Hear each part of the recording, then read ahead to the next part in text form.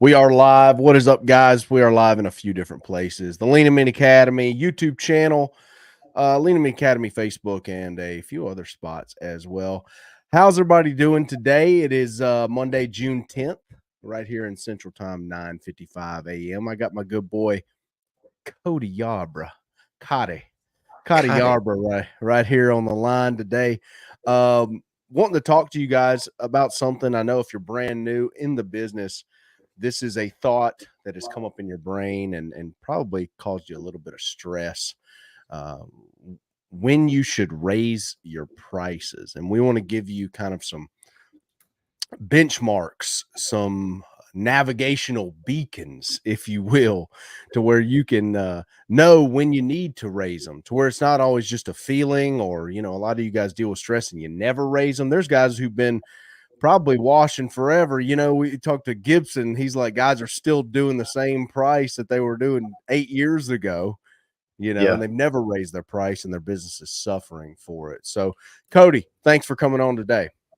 Hey, ain't no thing, man. It is my birthday today. I'm 38, so don't really care about it. I don't really care about it. No way. We just do the same thing. We do the same thing we're gonna do. It don't matter really. But so guys are like you're talking about. I did an interview with a guy in the lawn care industry Saturday, and he was basically outlining the same thing that we see here in the pressure washing space. And it's a lot of guys that are fearful to raise their prices. Some of that comes from different reasons. Maybe they suck at closing, and so instead of getting better at closing, they try to make up for it with a discount, right, or lower prices or whatever.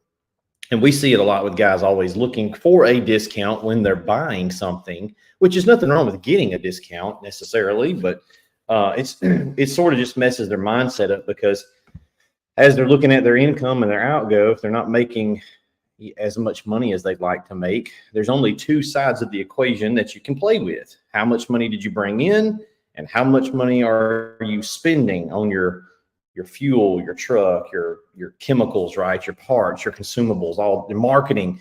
And so what happens a lot of times is guys really aren't sure how to work on the income side of the equation. It's either they don't know how, or they're too lazy to put in the work to attain those skills. And so they only default to the savings side of the equation. So if you're an astute business owner, you should probably be trying to really hit both sides of the equation. But I will tell you that the savings category, it can only get you down to a certain level. And you look at your P&Ls and you look at how much is going out, right? You can only get down.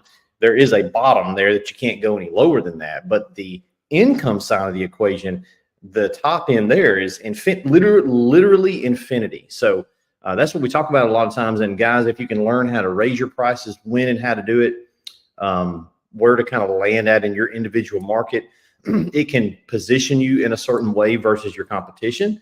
That's a big deal that I think a lot of guys don't really understand, the positioning. Aaron, you talk about positioning a little bit. That is a thing.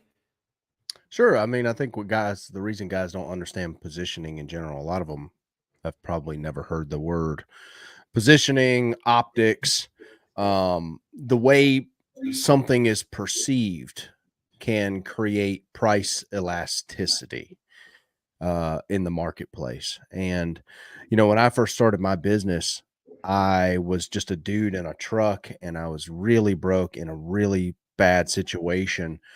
So I didn't have the wrap on the truck. I started, listing out the things I didn't have that could make me look pro, right? With the wrap on the truck, the uniforms, the badass gear, all the stuff. So I said, well, I just have to lean on like Aaron's personality and make them like me and trust me.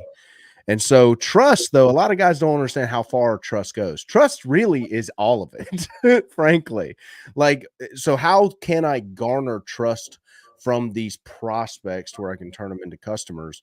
And for me, it was just becoming really relatable, really personable with them, spending more time on the estimate, right? I think guys who don't have a ton of lead flow early on and are brand new in the business, I believe they should do in-person estimates so they can learn substrates, so they can learn what stains look like and the difference. And that was something that was good for me. And then just going out and just making them honestly getting a belly laugh out of them, at some point in the interaction to bring them a little closer into the rapport, and then quoting the price definitely above where they would normally pay. But I was a one-man guy with pretty lean expenses. So I started becoming really profitable. Thus is the Lean and Mean Academy and that whole mentality that's kind of permeated YouTube in a way. But that's how I did it. And I think that's how a brand new guy should do it. It's to position themselves as more trustworthy around the person's, because I was cleaning windows, Cody. So I was cleaning interior windows when I first started. And I would position myself as the only guy in your master bedroom, right? Like I was the dude. There wasn't a crew of second chancers out here that are going to be in your master bed. And I would position against it. I would totally say, hey, like there's a lot of bigger companies out there. As you know, they have crews. Yeah, they're background checked, I guess. But I'll be honest with you, I'm a one-man show. I will be the only person in your home. I definitely have to clean your kid's bedroom. I'll be the only person in there. I'll be the only person in your master bedroom. I promise you I will do an excellent job. And that immediately, because they've heard horror stories of, theft, little stuff, guys here today, gone tomorrow, stuff like that. Those richer clients, they meet you, they trust you. They're like, you're the only one in our place. We trust you. Heck, come on in. You know what I mean? And so it was an immediate, I can almost charge 1.5 or double. Like I've had people pay me double than what they paid last time. And that's how I garnered that trust. So that's positioning, guys. Positioning is kind of what you can't fix, you feature, okay, in a big way. Like I couldn't fix that I wasn't a big company. I couldn't fix that I didn't have a wrap on the truck at that time. I couldn't fix that I didn't have uniforms, that I didn't have 1 million reviews. So I featured it. So I said, look, I am the smallest guy. I'm the leanest guy. I am the guy who's out here. I'm going to be the only guy in your house. And they said, all right, cool. So it was more of a boutique positioning of a window cleaner. So what you can't fix, you got to feature. And that's exactly what I did. That was my positioning on raising my prices beyond everyone else. Yeah. So you're looking at these things like how the landscape is kind of mysterious, I think, to a lot of new guys, and they're really not sure what, numbers. I would be interested to know how many dudes even pull a P&L every month and look at it, and analyze their numbers, because that little piece of accounting there will tell you a lot of things that you can get some information about your business. So your close ratio, that's a big deal. That's a big deal for guys on the truck. We want to know what we're closing at for inbound qualified leads. That's important. Make sure they're qualified leads. And then how many of those can you close? And then you need to do some self-analysis and see if you're good at closing, because if you just suck at closing, that can skew your close ratio. So learning those skills, learning where you want to land at in the market, in positioning. A good example is like Honda engines. Okay, everybody wants a Honda engine. Why? Because Honda's done a really good job of saying that they are the motor, right? Snap-on tools. Now, they're all fine. It don't really matter, but that's not how people think about it out there in the world. So we're looking at our P&Ls, we're looking at our outbound expenses, we're looking at our income. And I was talking to Gibson Saturday, the lawn care guy, and he was talking about how everybody, price goes up except the service industry guys. Everybody they're totally fine with paying full price everywhere else, except when it comes to us. And I'm just not okay with that. Like I don't know, what motivated a lot of guys. I don't know what motivated you, if you're watching this video, to get into the business, but what motivates me is changing my family trajectory, taking my family tree in another path. And what's going to get me there is profitability. And so I don't have any kind of qualms about charging. In fact, I feel like it is my duty to extract as much money out of the marketplace as the marketplace is willing to sustain. Now, that's with the caveat that you're going to do an excellent job when you get there. Now, we don't really say that much because I kind of feel like that goes without saying. Like, duh, obviously you're going to do a good job. You're going to stand behind your word. You're going to take care of the client if something does go wrong. But a lot of guys, they have a really hard time with feeling, I think, internally justified with charging enough money. And this is why we see so many service businesses fail. They come into business, they get up and off the ground, and in year 2 or 3, they're selling, if they even make it that far, they're selling all their equipment and they're getting back out of the business. And then people will say, well, see, the market's too saturated. No, it's not that it's necessarily too saturated. It's that it's easy to get into. Therefore, a lot of people will get into it. Therefore, a lot of people ain't going to put in the work or learn how to charge a higher price and be okay with it. And if you can't see that you needed to raise your prices in the last, since COVID, last, whatever you want to call it, 4 years, whatever it is, I don't know what other example we're going to get in our lifetimes, guys, that like you should have raised your prices, if anything, preemptively. So we just went through that. Home prices are astoundingly higher than they were even 2 years ago. A lot of guys, if you look at the house you're in now, you probably could not rebuy that same house today. You're just lucky that you were already in it, right? So, okay, well, look, that's a thing that happened. I guarantee you in the next 25 years, it's going to happen again. Now, it could be multiple of those could happen. And so I'm not going to wait and be reactive. I'm going to try to get on the front end of that and position my business correctly, learn the skills, know my numbers, and charge as much as I can, because the more you charge, the more war chest you can build to weather those tough times if they're coming. And it just makes life a lot easier. It keeps your sustainability a lot more. You're hard to kill with profits. The higher the profits, you are much harder to kill, and I like being hard to kill. You damn right, guys. Before we get too deep into this is really great info. Some guys brand new don't even know what a P&L is. I know. Look, dude, me cutting lawns at 17. We didn't have no damn P&L, man. It was all, happy to get paid. Okay. Probably using some gas out of dad's gas tank out behind the shop to run the mowers, definitely parking the trailer at my parents' house at 17 for sure.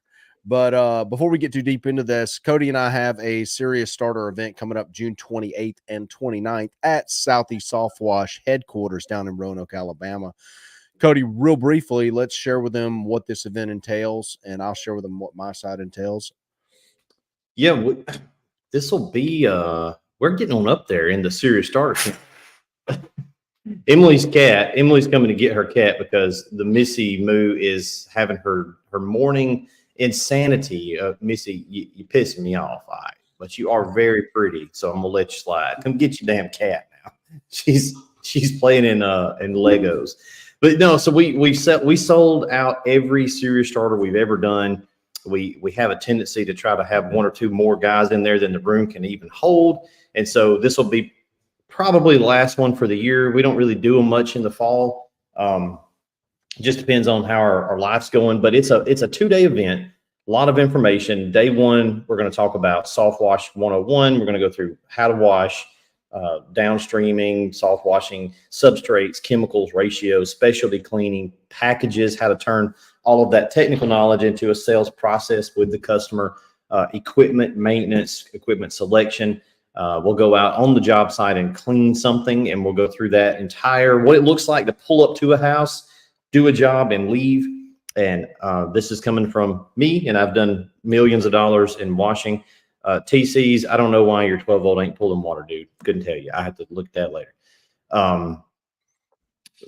Day 2 is normally when everybody's mind is expanded a little bit, because Aaron's going to jump in there and talk about a lot of marketing stuff. I've sat in the class a bunch of times. I don't really stay in there anymore on Saturdays because I've heard it, but the first few times that I got to hear Aaron's Saturday portion on the marketing advertising section, it was like, holy crap. And we've implemented a lot of that stuff into Southeast Soft Wash, and it's really blew up our presence.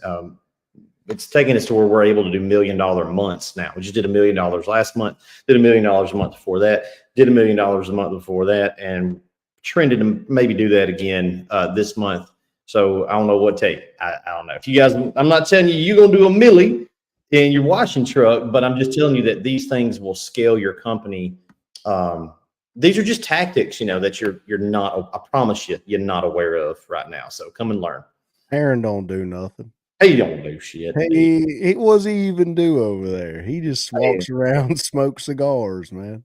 I don't know what he does. He's more or less wizard. He just needs to make more videos. That's all I know. Dude, it's some good information. So yeah, day 2.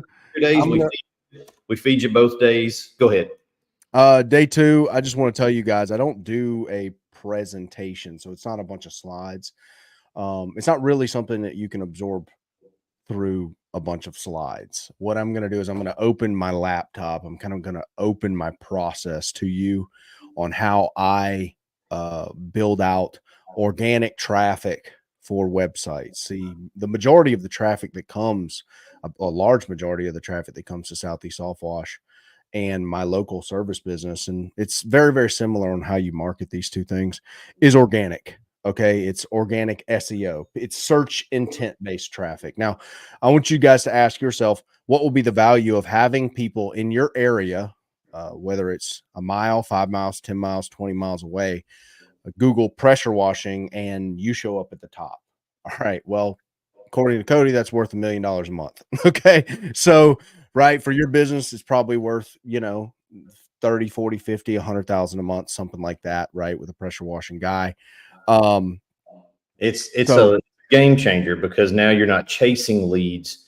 They come to you, and it's a positioning tactic as well. So it fixes a lot of problems, and just that one thing, man, like it will change a lot of your ability to do what we're talking about in this video today to raise your prices. Because if you got lead flow, then you got cash flow. And if you just know you've got X amount of leads coming to you through Google that are intent based, they're ready to buy, they're looking for a guy, you're not twisting their arm to get them to buy. That means you can start massaging your number up, right? Till you hit a ceiling in your local market, and you'll find out what the number is.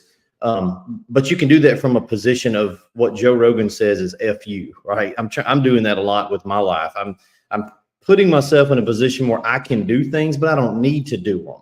And that's a much less, it's that you take the the cat in a room full of rocking chairs feeling off of your business because, I just know, I'm going to have a certain amount of lead flow. Now I can still go do a Facebook ad, a yard sign. I can still do the kind of throw the gas on the fire marketing, but I've just got a furnace that burns and it's going to do X. And therefore we can sit back and kind of plan the business.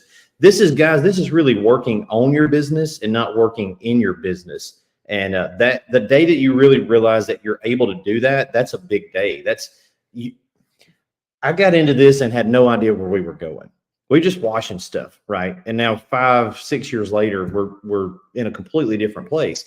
Didn't plan some of that. It's just like you feel like they picked your Spanish galleon up and just dropped it somewhere in the Atlantic, and you're like, well, hell, I don't know.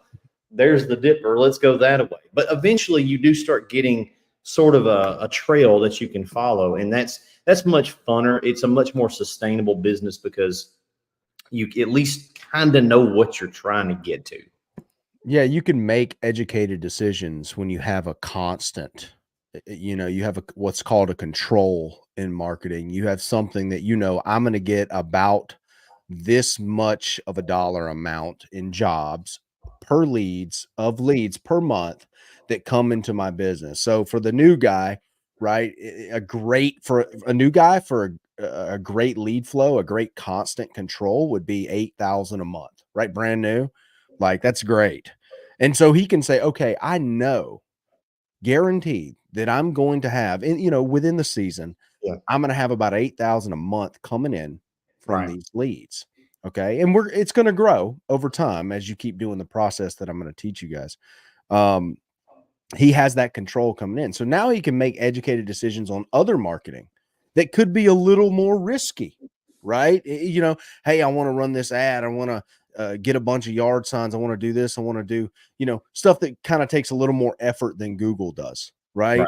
He can make more educated decisions on where he places his money. If he wants to get another employee or he wants to buy a piece of equipment, he knows that that amount of money is going to come in every month. And I'm going to tell you guys, for a lot of you who've never ran a business, you don't understand the stress of cash flow. Okay. You don't understand that. And as soon as, if you've never ran a business and you're brand new in this, as soon as December hits, you will understand the stress of cash flow. Okay. Because you can't spray frozen water unless you're in, you know, Florida guys don't have that problem. Right. So that's what I'm going to teach you in day 2. Bring a notebook, bring an open brain, bring a damn Neuralink hard drive, because I'm going to pack it full of information that's super implementable on June 28th, 29th series starter event. Yep. We've already sold a good few little tickets, and I don't think we've mentioned it, but we haven't. We're always, we're so terrible at promoting our own event. We got other shit going on. Too much stuff going on. But let's get back to you know, when they should raise prices. I know we talked a little bit about P&L, Cody, and that's a new guy probably doesn't even know what that is. Guys, if you don't have a CRM, Quote IQ will definitely give you this option as far as downloading your P&L and stuff like that and being able to see it, a concrete, you know, expenses, income, outgo, where you have a bottom line. That's what the whole term bottom line, for you guys who were employees at one point in time recently, that's what that is the bottom line, the number that's left over. So yeah, you're going to plug your, you know, if you guys are using Quote IQ or something, it integrates into QuickBooks, and that's the most common accounting software. And you don't have to be like a super nerd to run QuickBooks, but if I recommend getting an accountant for sure. But you need to be real familiar with your P&L. Like you need to be checking it basically and know what your break-even number is per day. That's ideal. A weekly break-even number. What do you need to earn per week to clear some money at the end of the month? And you start having targets that are much more right here, right? I can shoot this, it's right here.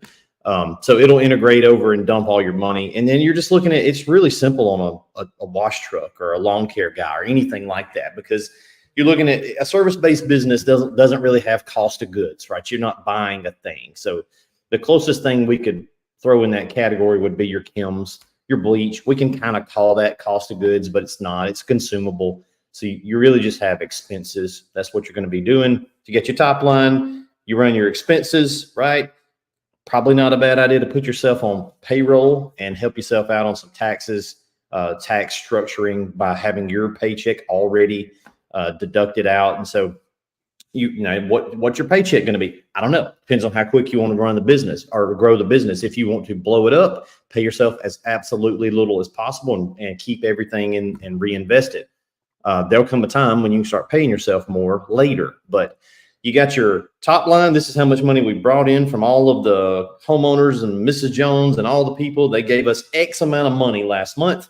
And this is what it took to run the company: truck, insurance, chemicals. You know, did I spend any parts this month? Did I have to?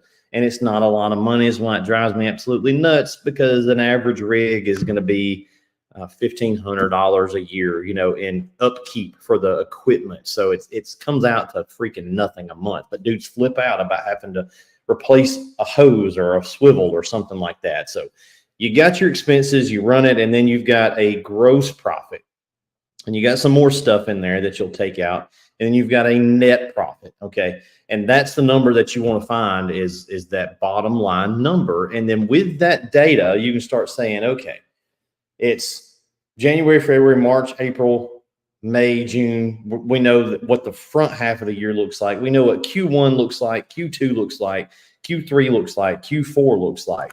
Some of you guys are shut down completely in Q4. Okay. So that means you need to raise your prices and you need to position yourself in the market to X number so that your year extrapolates out to this. Okay. You got to have a number that you're shooting for. It is not a good idea to just go out there and say, to hell with it. Whatever happens, happens. Because if you don't have a goal, Here's how you're guaranteed to not hit a number is to not have one. If you don't have a number, we talked about this yesterday with, you see a little Super Pump logo up there? See that? There got a little old Super Pump logo. We didn't just say, hey, we're going to make a pump and see no, we had numbers it had to hit, or we would throw it in the ditch and start over. And it honestly probably added a year to the process. Oh, yeah. Think about the lost sales of a year you didn't have a pump, but think about how you wouldn't have been in love with the pump if it wasn't what you wanted. Okay, so don't go out there and make today's sale and sacrifice tomorrow's business model over today's sale. We want to get the thing right, because once it's right, we know what we're shooting. If you want to make 100, your old job, you made 70 grand, right? You want to make 100. You want to make 125. You want to make 150. Whatever you want to make on that truck that you're willing to work. Like you may be, hey, dude, I'm going to work every Saturday too. I'm going to work 6 days a week. Or you may have a wife and 3 little kids and you're like, I need some family time. There is nothing wrong with either one of those. You just got to figure out what you want to do and then massage your pricing to reflect that. But I will tell you that there is a landmine in there, because if you start raising those prices just willy-nilly and you're not getting yourself better, you're not advertising better, you're not positioning better, you're learning how to close better, you're not doing a good job when you show up, you're going to self-implode. You can't just go out there and say, well, it's $4,000 to wash your house, and that's how I'm going to fix my P&L. Okay, well, good fucking luck, because you're not going to close any deals. So there is a dance, right, that we're all doing all the time. I just saw an article yesterday where McDonald's is trying to bring back some of that cheap because of inflation and people mad because it's the dance we're all playing. You go get mad at McDonald's if you want to. It ain't McDonald's idea. This is capitalism. Another guy comes into your market with a wrapped truck, a piece of equipment. You know what it is? It's called capitalism. And you got to figure that crap out. So I think what we see a lot of times is guys' number one place they want to run to is give a discount, drop the price, lower the price, instead of working on all these other areas that affect that bottom line. Yeah, I think the whole skills portion, for example, we talk about, this is just about a fifth of the papers. I just bought another course, so I'm studying again. But guys, I say that to say that you have to go out and try to seek out the knowledge to learn, because how would I know how to market like this if I didn't seek the knowledge and learn and try and all of the intangibles? Guys, this isn't something that someone can take from me. It's in my brain now, right? But a lot of guys, they discount all of that and they just go straight to clean everything, maybe run some Google ads if they got, some balls. A lot of guys are too scared to run Google ads, right? It's like, you got to expand your courage, okay, and your self-esteem about what you believe you can do. Every single one of you watching this right now can do what we're saying. Skills pay the bills. You're capable. I promise. There are people making way more money than you that are dumb. All right, I promise you that, dude. But they're not dumb in the fact that they're willing to invest. I know the guys who go the fastest in this business, Cody, and we've seen it, are guys like Todd Ketchow, guys like Andrew Clegg, guys like people that have come to our events and they just keep absorbing, dude. Ashley Westfall. Like, you're sitting there watching them and they're just like, no, I'll buy that too. John McAbee, right? John McAbee was doing probably $30K a month just in roof painting. He was a painting company, but he was expanding. Oh, cool. Thanks. Great. Battery exhausted. Yeah. You mirroring what I feel like right now. Gorlami. Here we go. Let me redirect to the boom. There we go. See, no guns me, no guns you. Make standoff. Can't get me. Hard to kill, man. But investing in those intangible skills, learning how to sell, go take a selling course. Like, I don't care whose it is. It could be a car sales guy course. We bought them. We bought some for the company. Spent like tens of thousands of dollars in sales training just this year for the guys in the company. And that's something a lot of people wouldn't do. But you've really got to start understanding. Like I tell guys when they come to my regular class, the number one question I get is, well, how much do I charge? And I say, hell, I don't know. And I'm kind of being funny. I'm setting them up for a game that we're going to play. But this is what I tell you. Go back to your local market, reach down in your pocket, pull a number out when you're looking at that house that you think you got a number. We got a number. Okay. And you looking at that house and you got a number pops in here, and throw it out there and see what happens. Because here's the cool thing. We're so profitable in this industry and this business on the per job basis that you really can't screw up too bad. And it gives you runway to start figuring it out. But here's what you need to instantly start tracking. Am I closing every one of those when I throw that number out? That's called your close ratio. If I'm closing 80%, 90, 85% of those when I throw that spitball number out, then that means I should raise my price because I'm either very good at closing, which you're not, or your price is just about too low. So that's a indicator. That is we got some data. We've shot some rounds down range and we've got a cluster that's tied to the right.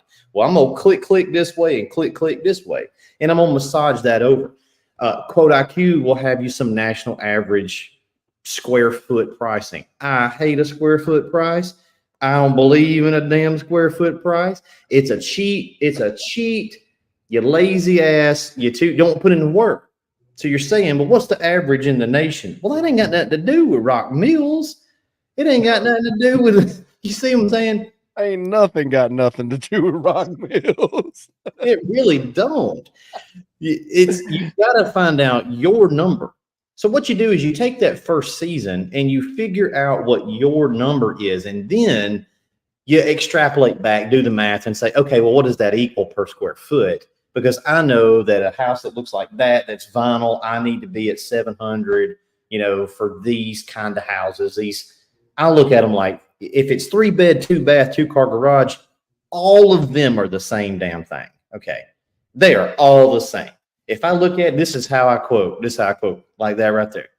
And if it's 3 bed, 2 bath, 2 car garage, and they got 1 cat and 1 dog, it's this fucking price. Okay.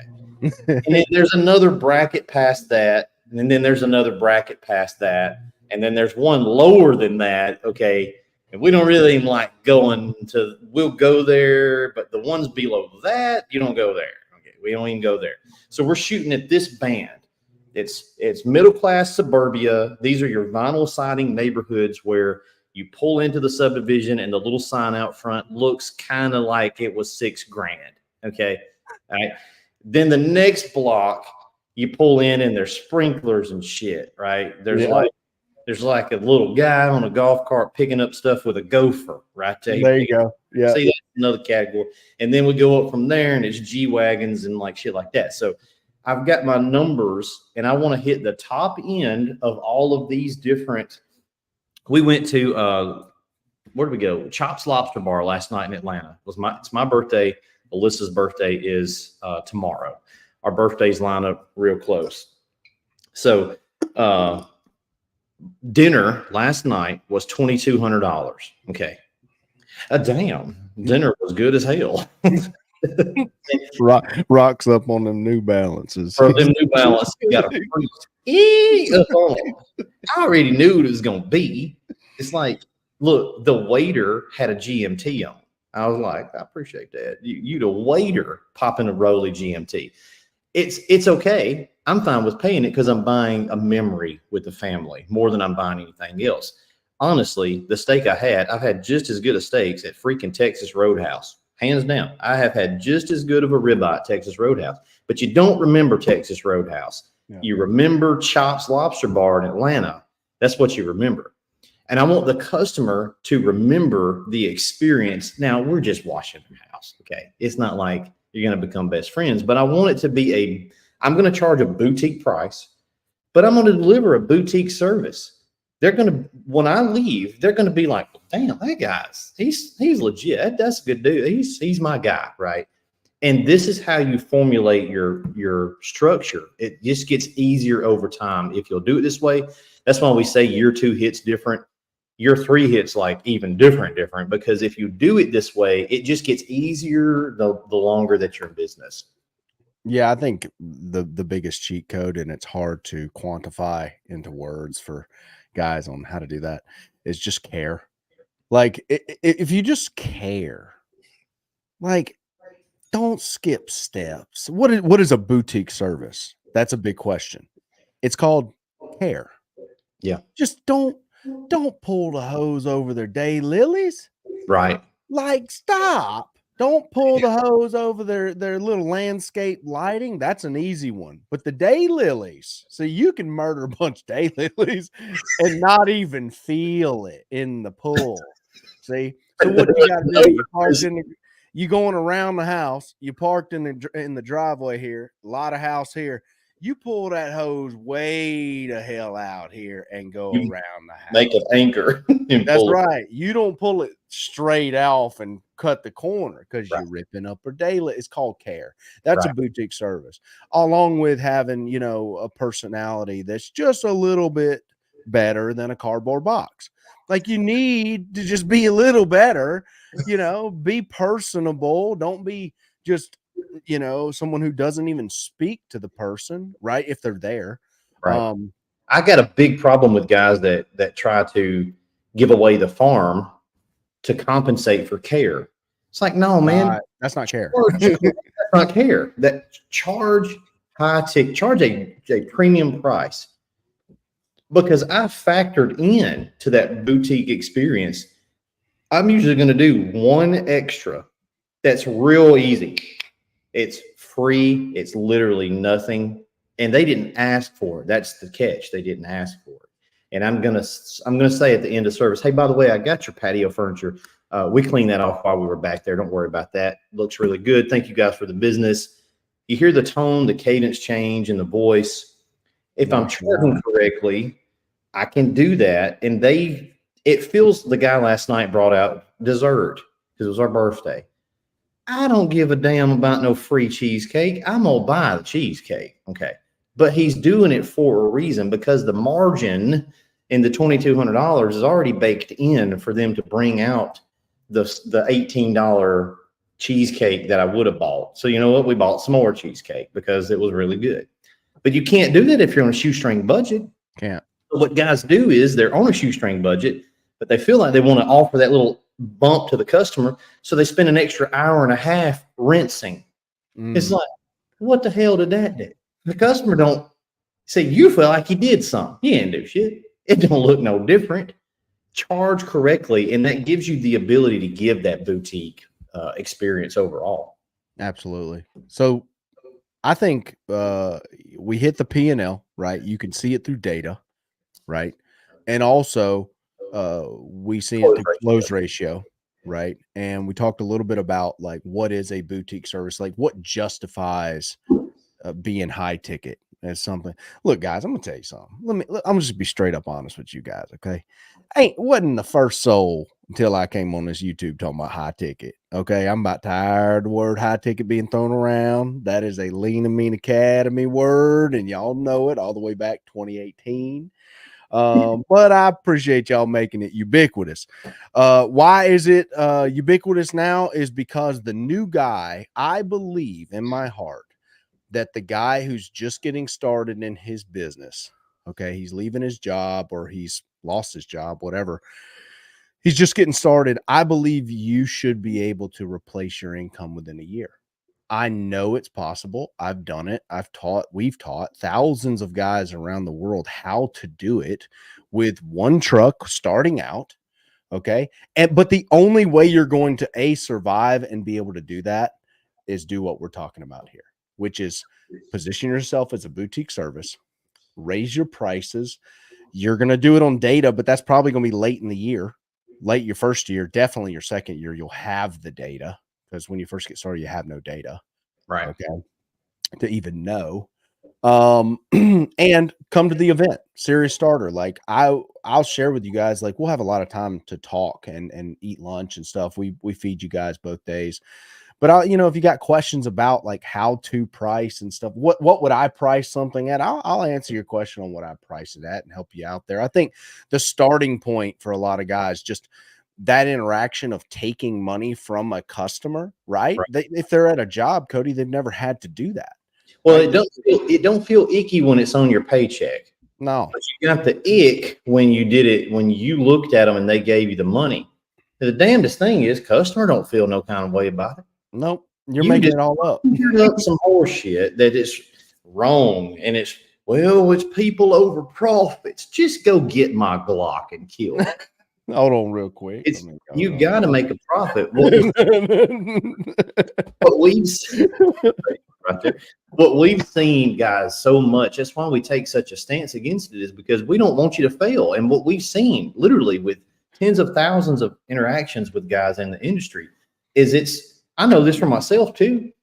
It is a scary thing to start a business. You're terrified. You probably don't really show that if you're stoic, and you shouldn't be. Don't go around crying.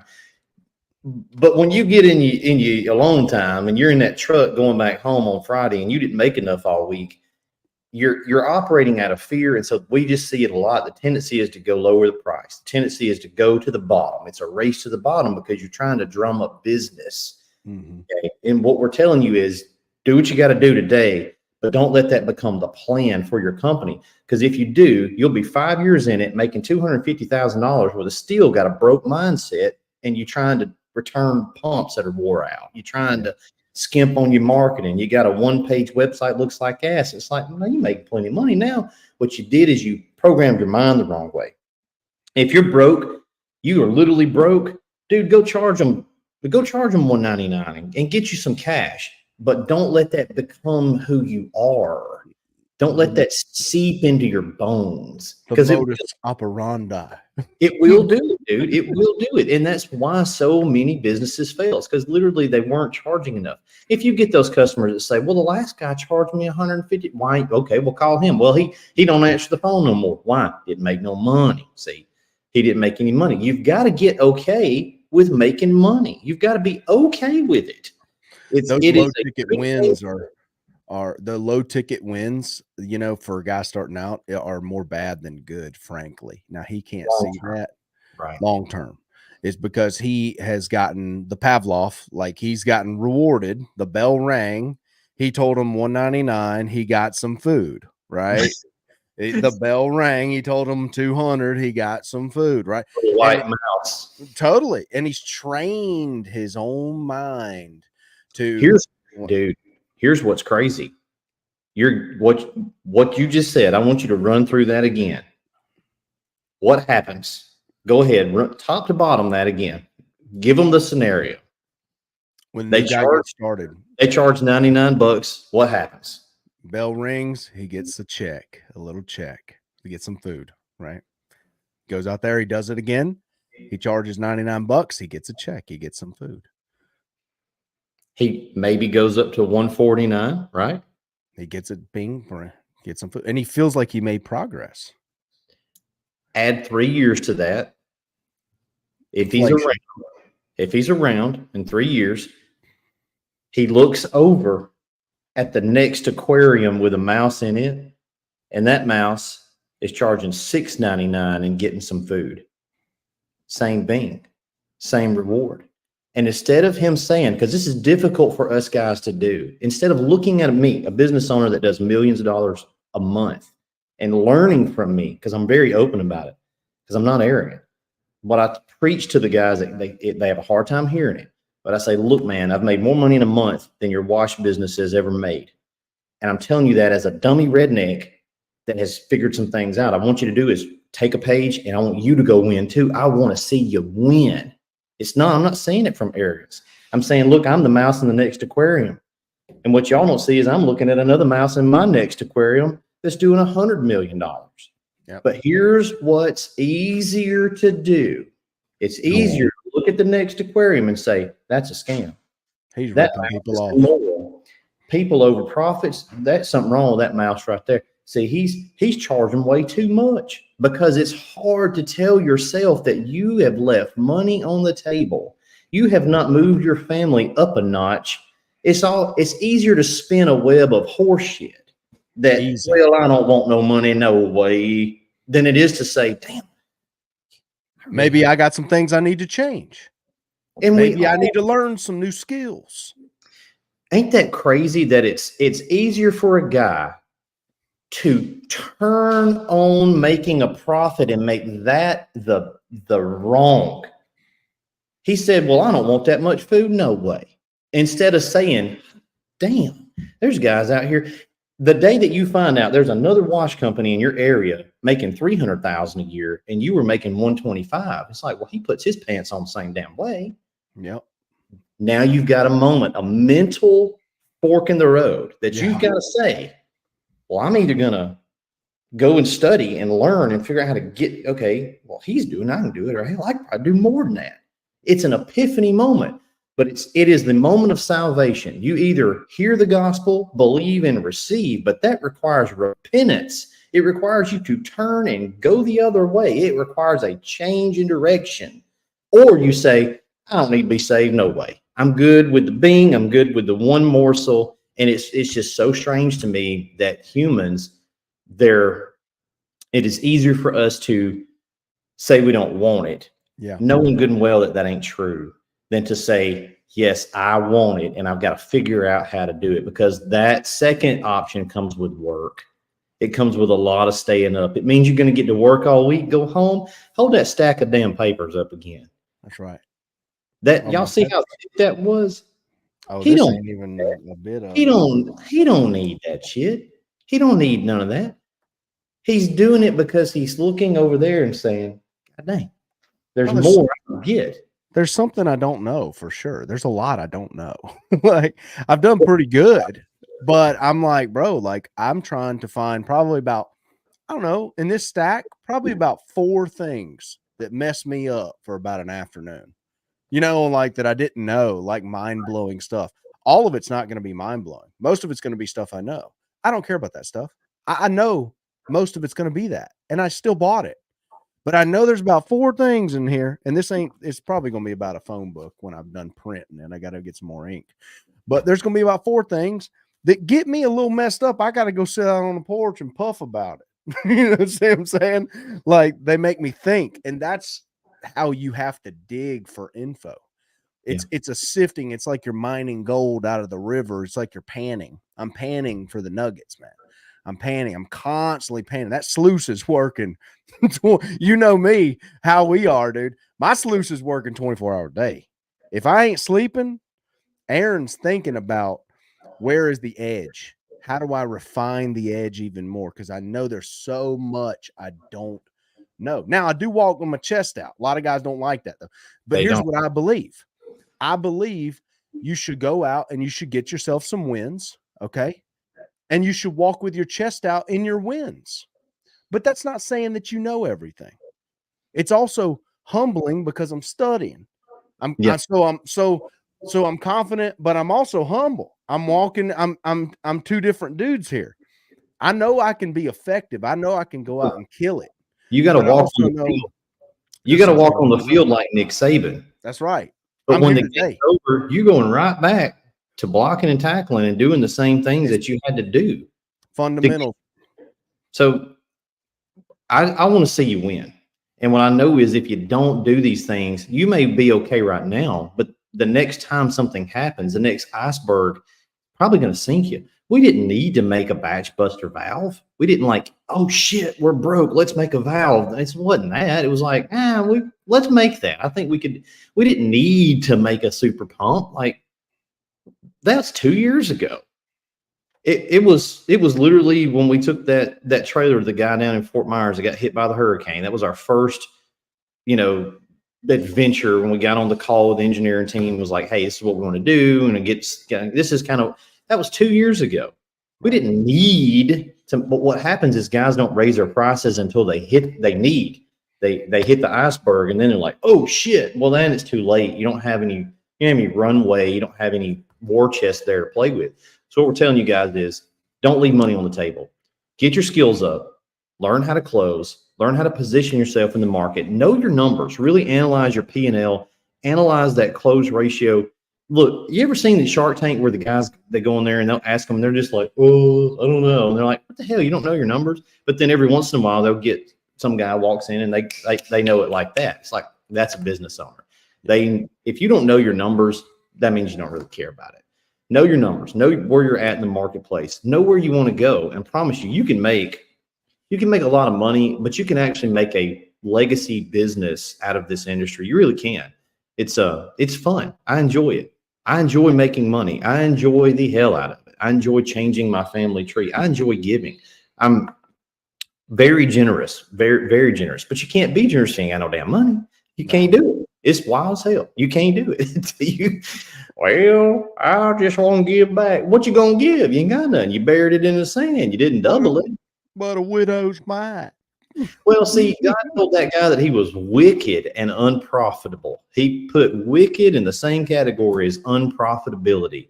And so I don't want to be caught like that. I want to make sure that we are making as much as we can. We're doing an excellent job. We're always learning, making ourselves better. And I'm okay with making a profit. It's actually wild as hell. That's the whole point. That's the mantra of 2024, guys. Be okay with making a profit, do an excellent job, show up, care about what you're doing. Because I'm gonna tell you, there's gonna be a price that you throw out there. If somebody gets hairy, right, and they're like, hey, I'm just gonna charge $5,000 for this job. Well, you might get it once, right? You might get it once, but the market will herd you. Okay, so don't ever worry about overcharging if you wanted to go there for too long. The market will say, and your closing ratio will start going down, down, down, and you'll start closing 10%, and you'll get those real high ticket jobs because 10% of the market, I can't have that. I got to be closing 50% at an above average rate. I got to be sitting at the peak of pricing within that 50% close ratio, that 40-30, I'd say 40-50% close ratio. Right. That's the point. The point is you could never overcharge for very long. You actually can't overcharge. It's not possible. It's not possible. You can't. You're ripping people off, washing them. It's literally not possible. The economic system of capitalism and the free market will tell you there's a roof there. You'll hit it. But what we're telling you guys is there's no bottom. You can go do it for free. They'll let you. They'll let you. It's wild, dude. It's wild. I don't let nobody do shit on my property for free. Err on the side of the other way is what we're saying. No, see, there's something loaded in this free thing right here, and I ain't about it. He said, no, I just want to clean your stuff for free. I do it for views. No, see, you're doing it for views. See, it ain't for free. Look at Pressure Wash Punk's comment. There's pretty good. He said, I'm at home waiting to talk to our contractor doing a $320,000 home renovation. You can't do that by charging chump change.